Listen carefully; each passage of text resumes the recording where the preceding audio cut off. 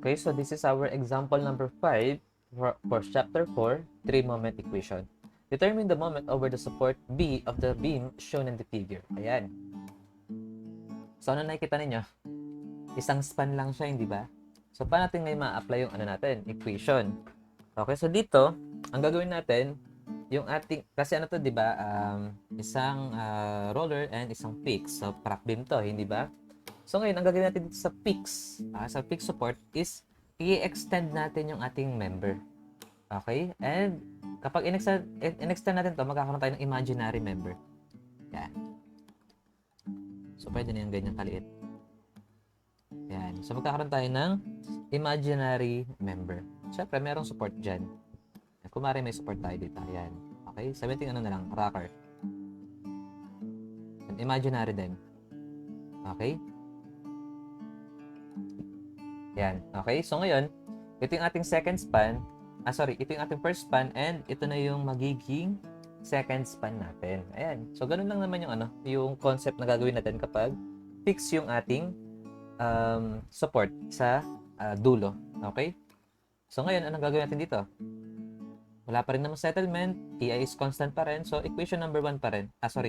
Equation number 3.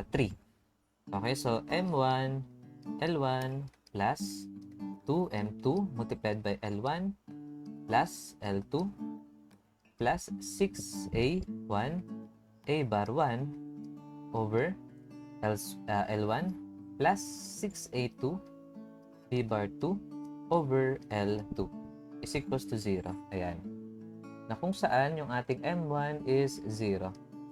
Okay, yung M2 natin para dito. Then, may kulang pala sa equation natin. Sorry. Ayan. Plus, M3. Lagi ko nakakalimutan yung M3. Ayan. M3, L2. Kasi lagi siyang sinizero eh. Okay. Ayan. Then, okay. So, 0 yung ating M3. Ayan. Ito. 0 naman talaga. Okay. Then, meron tayong area dito. Then, ito, 0. Kasi wala naman tayong loading. Saka, imaginary lang naman to. Hindi ba? So, ito na rin solve natin. Okay? So, 6A1. Okay, so A bar 1 over L1. So, yung loadings natin is, okay, merong merong distance na 2 meters. So, and yes, nasa first span tayo. So, PA over L multiplied by L squared minus A squared. So, this is equivalent to integral of y dx multiplied by x over L multiplied by L squared minus x squared. Okay? Then, so x1 na yan. x1 to x2. Kasi nag-start siya sa 2 meters, then magkatapos siya sa 6 meters. Okay? So, ito niyan is integral of y. Ang y natin, ito. Ayan. So, ang y natin is 10 kilonewton per meter din. Okay, so 10 multiplied by x over L. Okay, ang L natin is 6 meters. Okay. Then, multiplied by L na 6 meters minus x squared.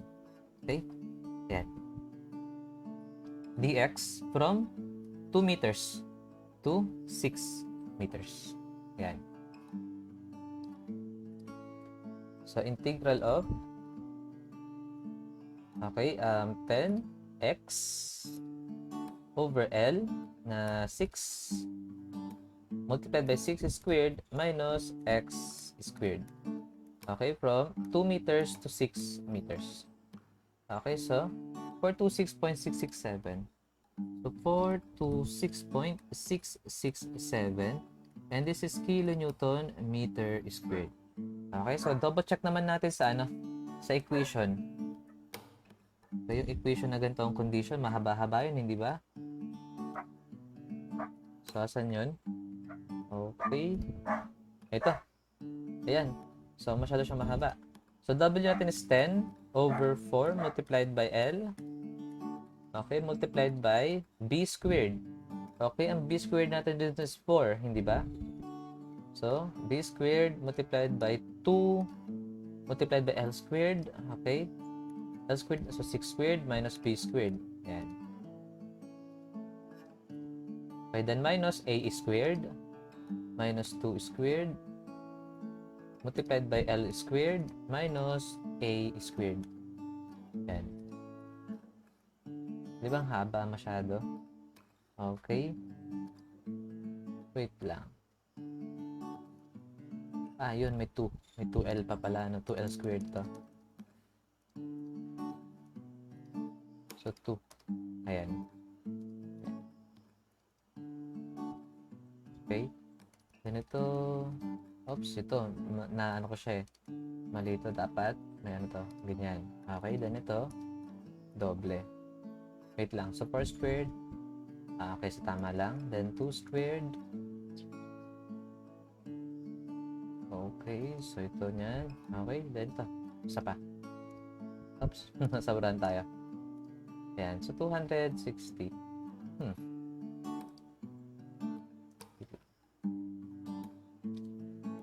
B squared. Sorry. B squared pala is ano, ito pala na yung B. So, ang B natin dyan is ano pala, 6. Sorry. So, this is 6.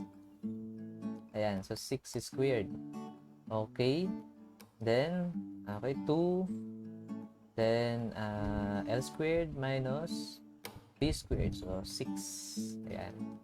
Then, ito 2. Ayan. Okay. Ayan. So, 426.667. So, tama tayo. 426.667. Okay. So, ayan. So, meron na tayong yung values nito para sa first span. So, substitute na lang natin. Okay. Para makuha natin yung moment at B.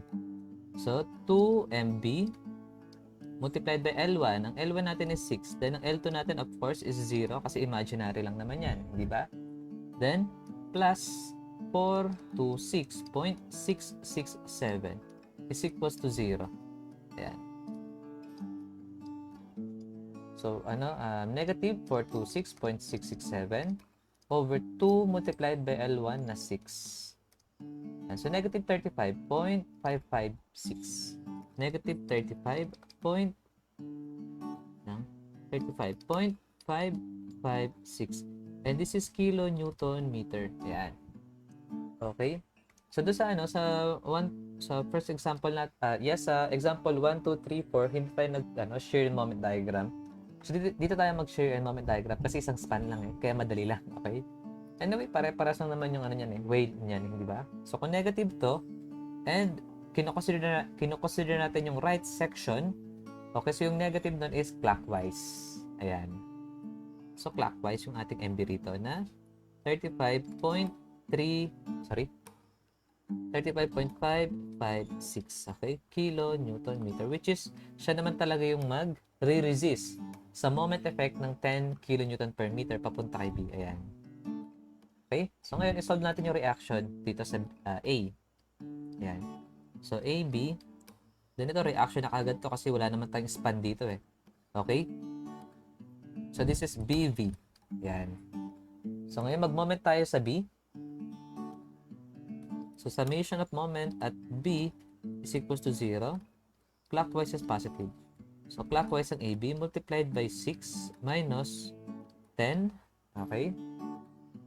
Minus 10 multiplied by 4 multiplied by 4 over 2. Then yung 35.556 plus 35.556 is equals to 0. So ano ang AB?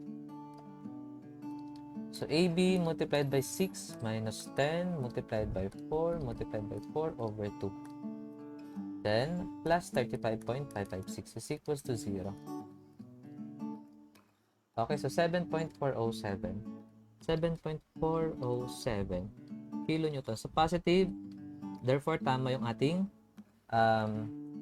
assumption sa direction ng AV. So, upward. So, next, isolve naman natin yung BV. So, summation of forces vertical na lang yan. Okay. So, BV, positive kasi upward, minus 10 multiplied by 4. Plus 7.407 is equals to 0. So, ang BB natin is ano? Okay, minus 10 times 4 plus 7.407 is equals to 0. Okay, so 32.593. So, positive 32.593. So, since positive yan, tama rin yung direction ng BB. Upward siya. Okay? Yan. And then, mag-shear and moment diagram tayo. Oops.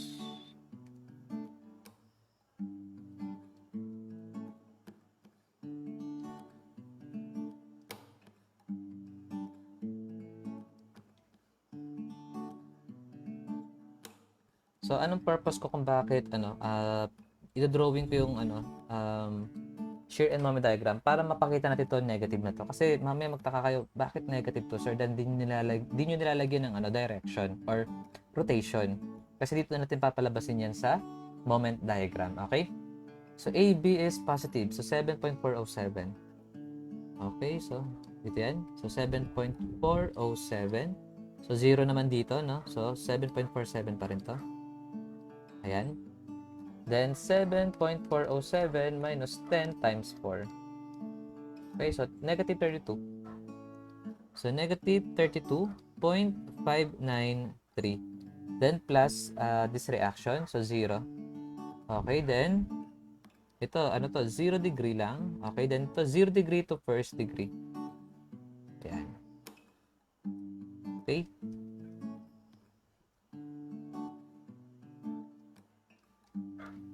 Yan. So, nagkaroon tayo ng 0 shear. So, magkakaroon din tayo ng moment dyan sa 0 shear na yan. So, ngayon, isolve natin yung x nito. X distance. So, kaya naman na itong isolve. Ratio proportion. Okay. So, 7.407 over x is equals to, okay, this is 32 ha. 32.593. Okay. So, 32.593 over, okay, so ito, no. So, this is 4 minus x.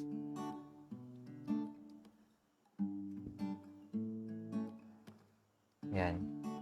Okay, so x is equivalent to 7.407 over x is equals to 32.593 over 4 minus x. Then, shift solve. Okay, gawin natin yung x na lang is 4 meters para pasok tayo sa limit. Okay? So, 0.741. So, 0.741. Okay, so this is meters. Okay, therefore, yung 4 minus x natin is equivalent to what? 4 minus 0.741. Yan, so 3.259. So, 3.259 meters. Ayan. So, i-shade natin ito kasi importante. Okay? Ayan. So, ngayon, drawing na natin yung moment diagram. Ayan. So, dito, 0 naman yung moment natin sa A, hindi ba? So, 0 yan. Plus this area. So, 0 plus 7.407 multiplied by 2 meters. Ay, tama pala. 7.407 multiplied by 2. So, 14.814. Okay, so 14.814. Ayan. Then, plus this area, that is 1/2 of 7.407 multiplied by x na 0.741. Yan. So, 17.558. Yan. So, 17.558. Then, minus this area, minus 1/2 of 32 point, ilan yun? 593. 593 multiplied by 4 minus x, which is 3.259. Yan. Okay, yan. Yan yung negative 35.552. Yan. Okay? Negative 35.552. Okay, then plus, kasi ito clock question, di ba? Ayan, so 35 point plus 35.556. So 0.004. Ayan. Ayan. Okay? So ito, 0 degree to first degree. Then ito, first degree na to eh. So, gamitin ulit natin yung ano, kapatid ni Dexter. Okay, so, yan. So, DD. Then positive, negative, negative, positive. So, this is what? Positive, hindi ba? So, positive, decreasing. Kasi nag-start tayo sa 7.407, then papunta sa 0. So, positive, decreasing. Okay, so ito yan. Okay, then ito, negative. Then nag-start tayo sa 0, papunta sa 32.593. So, negative, increasing. Okay, so paganto. Okay, then 0. Okay? Yan, so wait lang ha. Burahin itong 3. Ayan. Okay, yan. Ito na yung ating moment diagram. Then, makukuha na natin yung tamang drawing para sa elastic curve. Okay?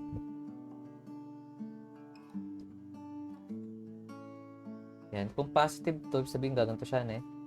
Then, positive, positive. Then, gagano siya. Negative. Okay? So, ibig sabihin, yung ating, ano dito, tangent. Okay? So, drawing ko muna to. Yan. So, yung tangent natin sa A is magro-rotate ng clockwise. Okay? So, positive yung ating theta A. Ganito siya. Positive. Lang. Yan. So, positive. Then, wait lang ano natin to, emphasize yan dito sa part na to. Ayan. Kasi dito magkakaroon ng positive bending to negative bending. Ayan. Okay? So dito positive. Ayan siya, positive. Ayan. Then dito negative. Ayan. Tapos gaganyan siya. Okay? Medyo OA nga lang yung pagkakadrawing ko. Pero dapat kasi magzi-zero tayo dito zero slope. Ayan. So ganyan dapat siya. Okay? Ayan. So, yun yung elastic curve ng ating beam. Okay, so ito pa, kasi baka maya katakay pa, bakit lagi siyang negative? So, yung sign na nakukuha natin dito is yung sign ng na makukuha natin sa moment diagram. Okay? Or yung actually, itong sign na to is yung sign ng effect ng moment natin. Ito, kasi di ba ito, magro-rotate to ng pa-counterclockwise hindi ba? Sa B. Ayan, so ito yon yung negative na yon. Then, yung reaction natin sa B, siya yung mag-support para ma-resist yung moment effect ng ating loadings, which is na counterclockwise, kaya yung ating B is magiging clockwise. Okay, so para di kayo nalito dito sa rotation nitong moment natin dito. So, sa madaling salita, kapag i-apply natin itong mga moment na to papunta sa ating beam para makuha yung mga reaction, sa madaling salita, kunin nyo lang yung reaction niya, okay, yung reaction moment o yung magre-resist na moment para sa mga loadings para makuha nyo yung tamang rotation ng ating moment. Okay? Ayan. So, this is our example number 5 for chapter 4, 3-moment equation.